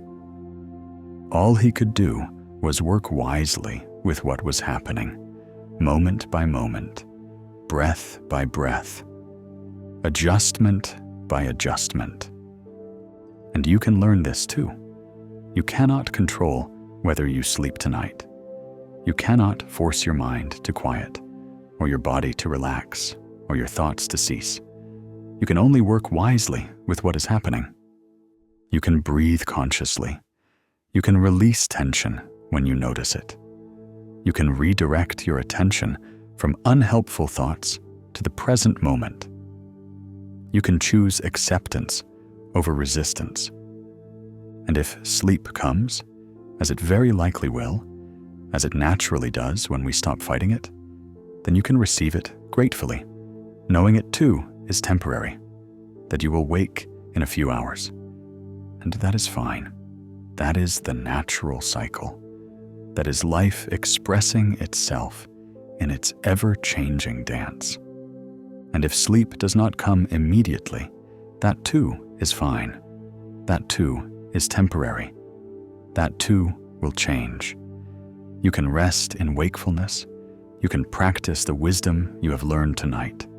You can breathe and release and wait patiently for sleep to arrive in its own time. Because everything arrives in its own time.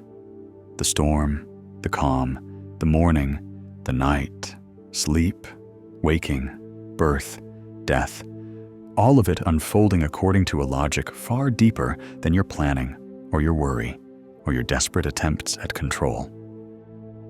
Marcus Aurelius wrote, "Accept whatever comes to you, woven in the pattern of your destiny, for what could more aptly fit your needs?" This is radical acceptance. This is deep trust. Not that everything that happens is good, but that everything that happens is real, is part of the pattern, is workable, is something you can meet with wisdom if you choose to.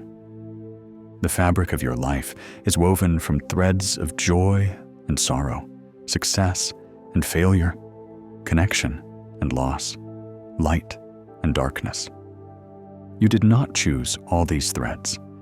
You cannot control their colors or their texture, but you can choose how you weave with them. You can choose whether to resist the darker threads, trying to tear them out and leave holes in the fabric, or to work with all the threads you are given, creating something whole, something real, something authentically yours. This day had dark threads and light threads. Tomorrow will too. Every day of your life will be a mixture, a complex weaving of what you would choose and what you would not, what brings pleasure and what brings pain, what you can control and what you cannot. This is not a flaw in your life. This is life itself. And if you can accept this, truly accept it, not with resignation, but with wisdom, then you can find peace, not despite the impermanence and uncertainty of existence, but because of it. Because impermanence means nothing is trapped, nothing is fixed, nothing is hopeless. Because uncertainty means possibility, openness, the chance for surprise and growth and transformation. The sailor did not reach the port he intended, but he reached a port. He found land. He survived. And perhaps in that unfamiliar town, he discovered something he never would have found in the familiar harbor. Perhaps he met someone important, or learned something valuable, or simply saw the world from a different angle. The storm brought him somewhere new. And in that newness, there was possibility. Your life will bring you somewhere new. Tomorrow will be different from today. Next year will be different from this year. You will lose things you love and find things you never sought. You will change in ways you cannot predict. And all of this constant transformation, is not something to fear, but something to trust.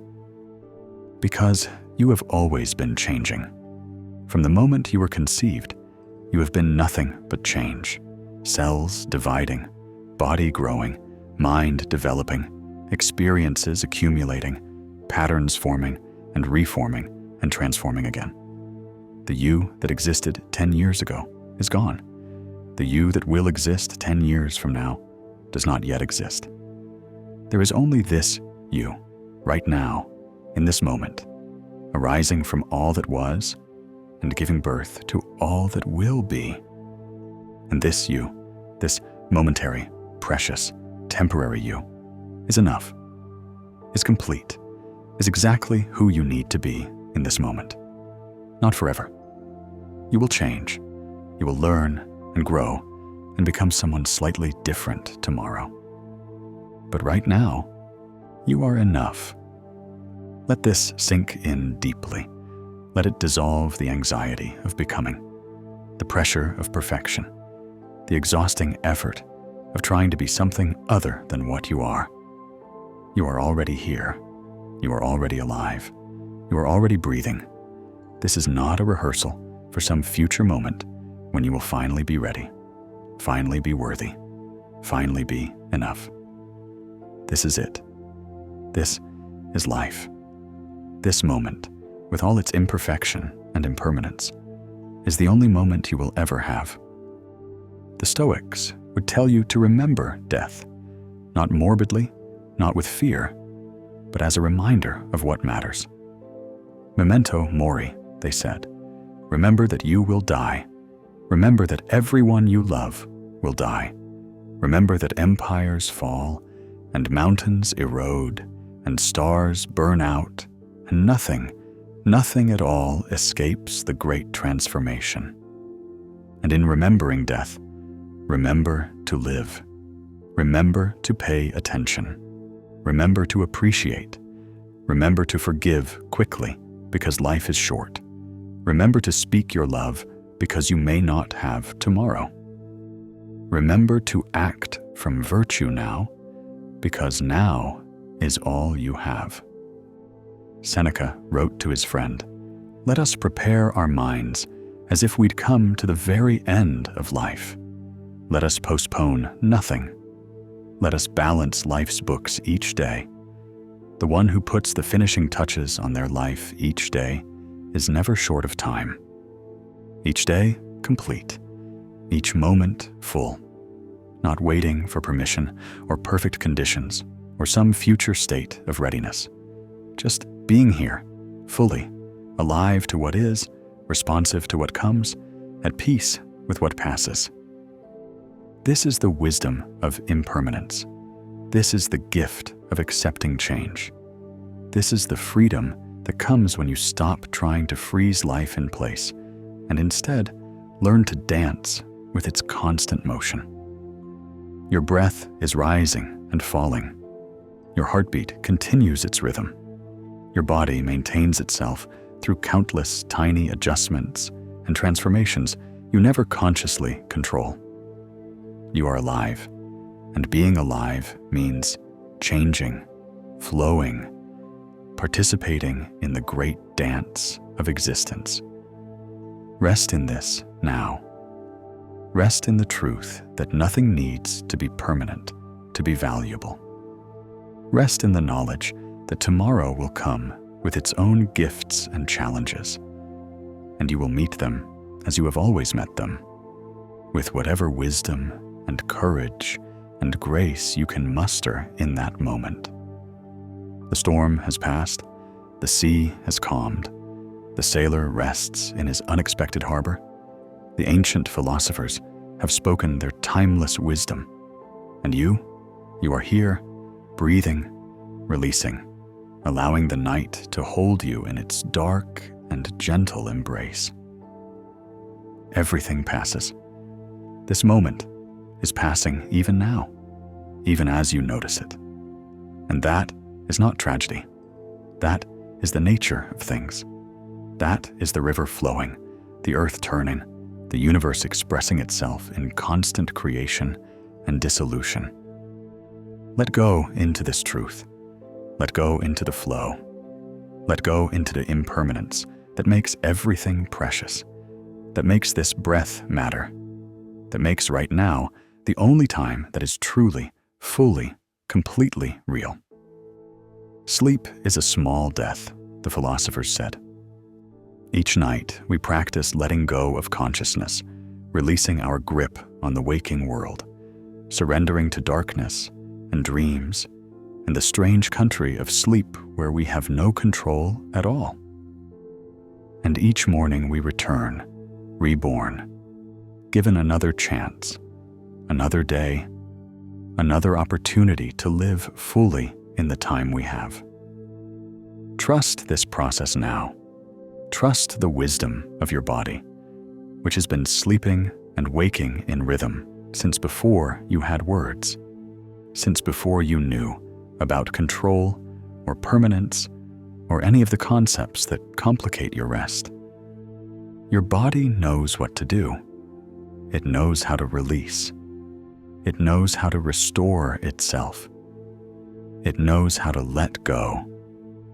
And your mind, your busy, brilliant mind, it too can learn to let go. Not forever, not permanently, just for now. Just for these hours of rest that your body requires, that your mind requires, that your soul requires. Everything you are worried about will still be there tomorrow. Everything you are trying to figure out will still be available to work on when you wake. The world will not collapse because you sleep. The people you love will not disappear. The work will not finish itself, but it will also not grow worse for your resting. In fact, you will meet it better, with more clarity, more energy, more wisdom if you allow yourself to rest well tonight. So release it all now. Release the day and tomorrow. Release the outcomes and the plans. Release other people to their own paths, their own journeys, their own storms and calms. Release yourself from the burden of managing what cannot be managed, controlling what cannot be controlled, making permanent what is by its nature temporary. Accept the impermanence, accept the change. Accept that you do not know what tomorrow will bring, and you do not need to know. Accept that you are exactly where you are meant to be, learning exactly what you are meant to learn, even if it does not feel comfortable or clear or easy. The sailor accepted the storm. He could not have refused it anyway. It came regardless of his preferences. But he could choose how to meet it. He could choose wisdom over panic, adjustment over rigidity, harmony over resistance. And that choice saved his life. You can make that choice too. Right now, in this bed, in this moment. You can choose to accept what is. The tiredness in your body. Accept it. Let it be. This is why you are here. This is what rest is for. The thoughts in your mind, accept them. Let them pass like clouds, like waves, like the wind that the sailor learned to work with rather than against. The uncertainty of life, accept it. You have never had certainty. You have never known for sure what would happen next. You have survived every single moment of uncertainty up until now, and you will continue to survive it, or you will not. And either way, worrying about it changes nothing except your present peace. Marcus Aurelius, who had every reason to crave permanence, power, status, legacy, still wrote, "Everything is only for a day, both that which remembers and that which is remembered." One day, this day, today, which is already ending, already dissolving into the past, already becoming memory, and then becoming nothing. And this is okay. This is good, even, because it means tomorrow is not determined by today. It means you can begin again, fresh, unburdened by the need for everything to stay the same. It means change is possible, growth is possible, transformation is possible. It means you are not stuck, not trapped, not fixed in any pattern that does not serve you. Breathe into this freedom now. Breathe into the spaciousness that comes from releasing permanence. Breathe into the peace that comes from accepting change. You are changing even now. With each breath, cells in your body are dying and being born. With each moment, your consciousness shifts and flows. With each night of sleep, your brain reorganizes itself, consolidates memories, forms new connections, prepares you for whatever comes next. You are not a static thing. You are a process, a becoming, a constant unfolding. And you can trust this process. You can trust that the same intelligence that grows your hair and heals your wounds and beats your heart without any conscious instruction, that same intelligence knows how to guide your becoming, how to unfold your life, how to bring you where you need to go. Not where you want to go, perhaps. The sailor did not reach the port he wanted, but he reached a port. He reached safety. He reached solid ground. And from that new place, new possibilities opened. Your life will take you somewhere, not necessarily where you planned, but somewhere real, somewhere that offers its own gifts, its own lessons, its own unexpected harbors. Trust this. Trust the unfolding. Trust that even when you do not understand the path, even when the storm seems too fierce, even when you arrive somewhere you did not expect, trust that you can work with what is, that you can find your wisdom in each moment, that you can adjust your sails and keep moving forward, or not forward. Sometimes the wisdom is to rest, to stop, to anchor in safe harbor and wait for better weather. Sometimes the wisdom is to let go of forward entirely, to release the need for progress and achievement and constant motion, and simply be. Simply exist. Simply breathe and rest and allow the world to turn without your effort. Tonight is such a time. Tonight, there is nowhere to go, nothing to achieve, no forward motion required. Tonight, you can simply be here, in this bed, in this body, in this moment of rest. You can let the day be complete. Let tomorrow be unknown. Let your life unfold according to its own mysterious logic. The Stoics called this amor fati, love of fate. Not passive acceptance of whatever happens, but active embrace of what is, seeing every circumstance as an opportunity to practice virtue, to respond with wisdom, to become more fully yourself. Marcus wrote, "A blazing fire makes flame and brightness out of everything that is thrown into it." Whatever life brings you, you can transform it through your response. You can make it fuel for your wisdom, material for your growth, opportunity for your practice. Even this difficulty sleeping, this restless mind, this exhaustion that brought you here, even this is material. Even this is part of the pattern. Even this is something you can work with, can learn from, can meet with acceptance rather than resistance. You are practicing right now, listening to these words, breathing consciously, releasing tension, accepting what is. This is practice. This is the work.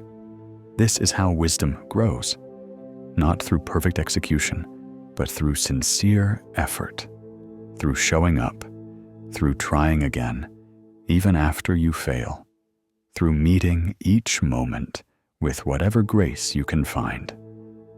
And you are doing this right now. You are here, you are practicing, you are learning the ancient art of letting go, the Stoic wisdom of acceptance, the sailor's knowledge of working with the storm rather than against it. This is enough. This practice is enough. This effort is enough. You are enough. Let each breath carry you deeper now into acceptance, deeper into peace, deeper into the wisdom that has sustained humans through storms for thousands of years. Let the impermanence of all things become not a source of fear, but a source of freedom. Let the uncertainty of tomorrow become not a burden, but a gift. The gift of not knowing, of possibility, of openness to what comes. The night is deep now. The darkness is complete.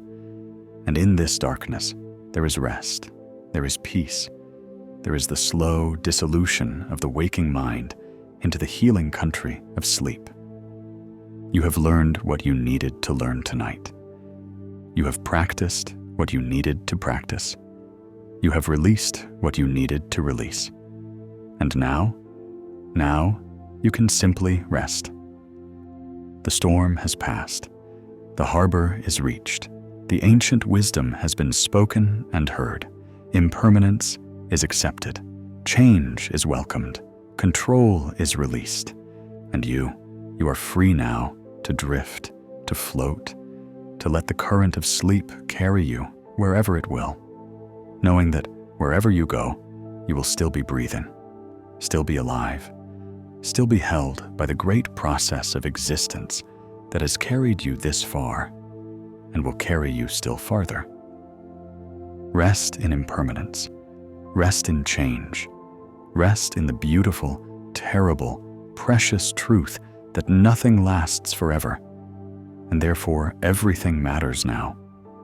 This breath, this moment, this peace, it is enough. You are enough. Now is enough. Let go. drift, rest, sleep. The sailor wakes in the morning to find the storm has truly passed. The sea beyond the harbor is calm, glittering in early light. The sky is washed clean, pale blue, streaked with thin clouds. Everything looks new, as if the world has been remade in the night. He is tired. His body aches from the long struggle, but he is alive. He is safe. And something in him has changed, not dramatically, not all at once, but in that subtle way that deep experience changes us. He will never again believe that he controls the sea, but he will also never again fear it quite the same way. He has learned its language. He has learned the conversation between sail and wind, between boat and wave. He has learned what it means to adjust, to adapt, to harmonize. He will sail again. There will be other storms, but he will meet them differently now, with more wisdom, with less panic, with the hard-won knowledge that resistance exhausts while acceptance preserves. This is where we find ourselves now, you and I, in this moment that is neither fully waking nor fully sleeping, but somewhere between. The words are slowing. The thoughts are settling. The practice of this night, of reflection and release, of understanding and acceptance, is doing its quiet work in the depths of your being. You do not need to remember everything you have heard tonight. The conscious mind will forget much of it, as conscious minds do. But the deeper mind, the one that already knows these truths, that has always known them, that recognizes the wisdom of the Stoics as something familiar rather than foreign, that mind will hold what it needs. The seeds have been planted. They will grow in their own time, according to their own nature. What the Stoics teach is not complicated, though it is challenging to live. It is simply this: know what is yours to control and what is not. Focus your energy on what is yours. Release what is not.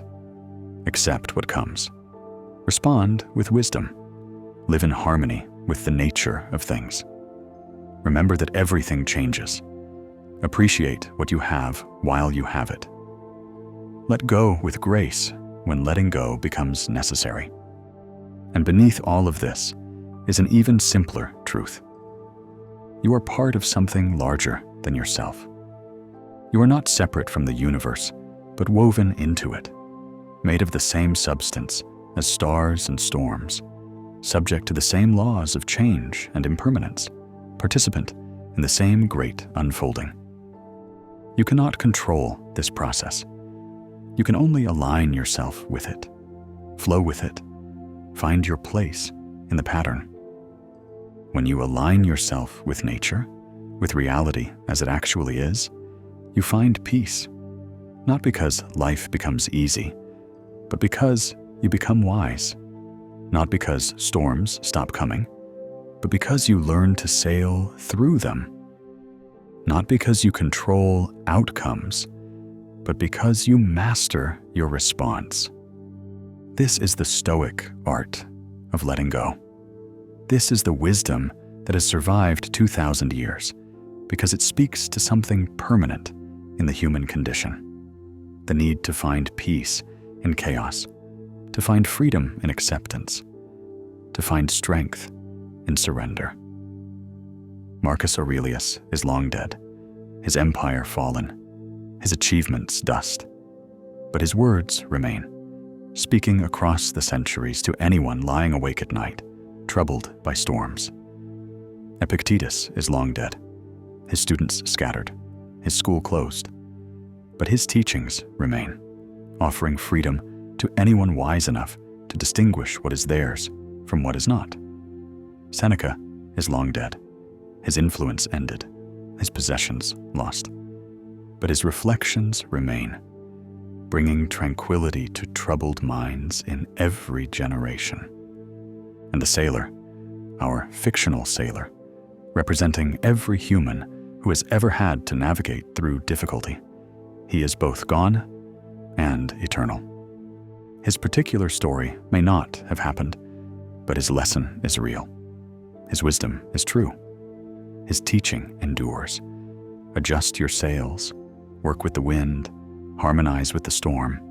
Trust that even if you do not arrive where you planned, you will arrive somewhere.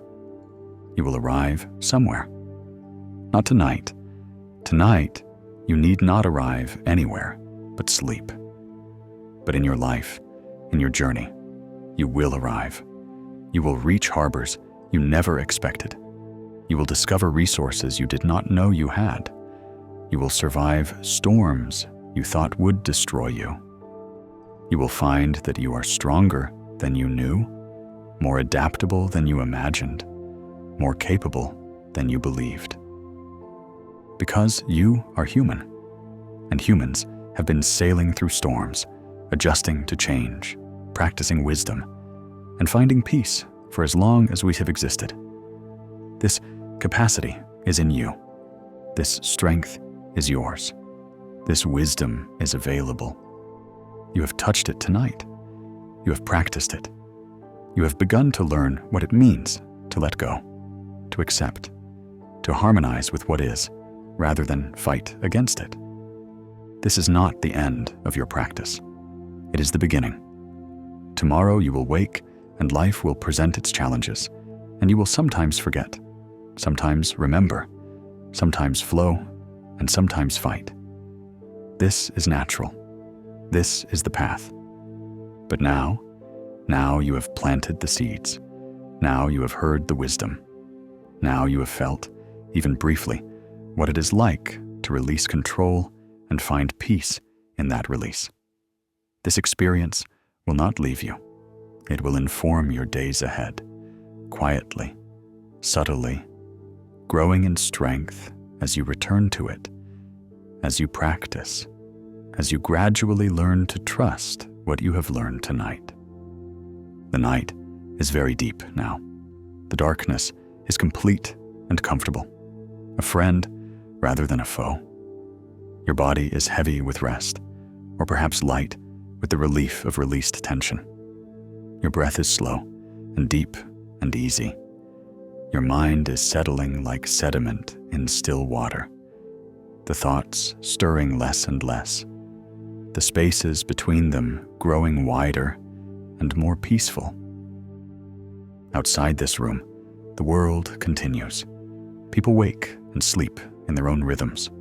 The earth turns toward morning. Storms gather and pass in their endless cycle. Life unfolds in its mysterious, uncontrollable way. But here, in this room, in this bed, in this moment, here there is only rest, only breath, only the gentle descent into sleep. You do not need to force this. You do not need to manage it.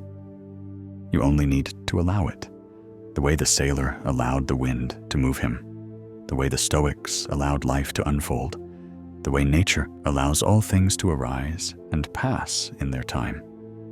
Sleep will come when you are ready. And you are ready now, or you will be soon. Or if not soon, then eventually. And all of this is fine. All of this is acceptable. All of this is part of what is, rather than what should be. Epictetus said, "Seek not for events to happen as you wish, but wish for them to happen as they do, and you will find peace. Wish for this moment to be exactly as it is. Wish for your breath to move exactly as it does. Wish for your mind to settle exactly at its own pace. Wish for sleep to come exactly when it comes. Wish for reality to be reality, without your editing, without your resistance, without your desperate need for it to be different. And in this wishing, this acceptance, this alignment, this harmony with what is, find peace. The sailor is sleeping now in his unexpected harbor, his body recovering, his mind at rest, his spirit at peace with the storm that brought him here. The ancient philosophers are sleeping too, their long sleep, their work finished, their words preserved for those who come after. The world is sleeping and waking in its eternal rhythm, indifferent to our preferences, magnificent in its scale, precise in its operation. And you are joining this great rest now. You are releasing your grip on the day. You are surrendering to the night. You are trusting the darkness to hold you, the silence to restore you, the sleep to heal what needs healing and prepare you for whatever tomorrow brings. Let your eyes soften behind closed lids. Let your body sink deeper into the bed. Let your breath flow without guidance or effort. Let your thoughts drift like autumn leaves on a slow stream, moving, floating, eventually carried away into the distance until only stillness remains. This is the closing. This is the end of words. This is where I leave you to your own process, your own unfolding, your own journey into sleep. You do not need me anymore. You do not need these words. You have everything you need within you. The wisdom to accept, the courage to release, the grace to flow with what is. The storm has passed. The teaching is complete. The night is yours now, fully, completely, without reservation. You are safe. You are held. You are allowed to rest. You are allowed to let go. You are allowed to sleep.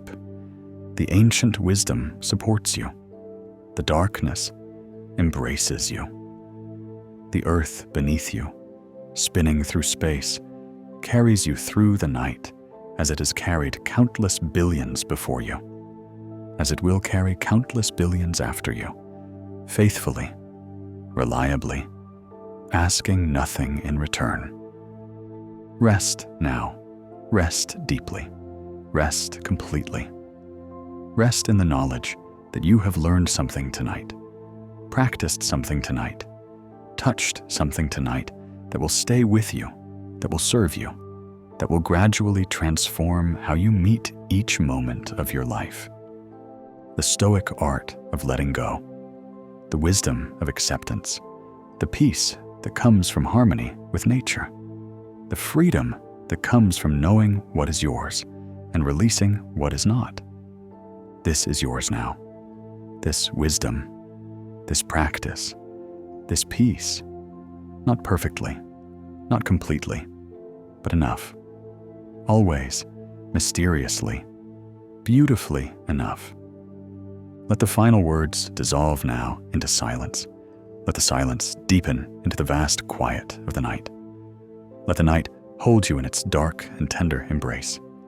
Let sleep come in its own time, gentle and inevitable as dawn. You have power over your mind, not outside events. You have realized this. You have found strength. The harbor is reached. The journey is complete. The storm has become a story, a teaching, a gift. Rest, dear traveler. Rest, weary sailor. Rest, beautiful human being, learning what we all must learn. How to live fully in a world we cannot control. How to find peace in the midst of chaos. How to let go with grace and trust what comes. Rest now. Let go. Sleep. The words end here. What follows is silence, deep, comfortable, complete. The kind of silence that holds rather than empties, that comforts rather than frightens. The kind of silence in which sleep naturally arrives, like a tide coming into shore, inevitable and gentle. There is only your breath now, rising and falling in the darkness. There is only your body, heavy and relaxed, held by the bed and the earth beneath. There is only this moment, and the next, and the next, each one slightly drowsier, slightly more peaceful, slightly closer to sleep. The night is long and patient. Sleep will come, and when it comes, it will carry you through the dark hours to morning, where a new day waits with its own storms and calms, its own challenges and gifts, its own opportunities to practice the wisdom you have learned tonight. But that is tomorrow. Tonight, there is only this: rest, release, peace. The sailor sleeps in his harbor. The philosophers rest in their eternal peace. The storm has passed into memory. And you are drifting now, floating, letting go, allowing the gentle current of sleep to carry you wherever it will. Trust it. Trust the darkness. Trust the silence. Trust the wisdom of your body, the resilience of your spirit, the endless capacity of life to unfold exactly as it needs to unfold. You are part of the great pattern. You are held by the universe. You are exactly where you need to be. Rest now, deeply, completely, peacefully. The harbor is reached. The storm has passed. Sleep comes. All is well. Breathe, rest, let go, sleep.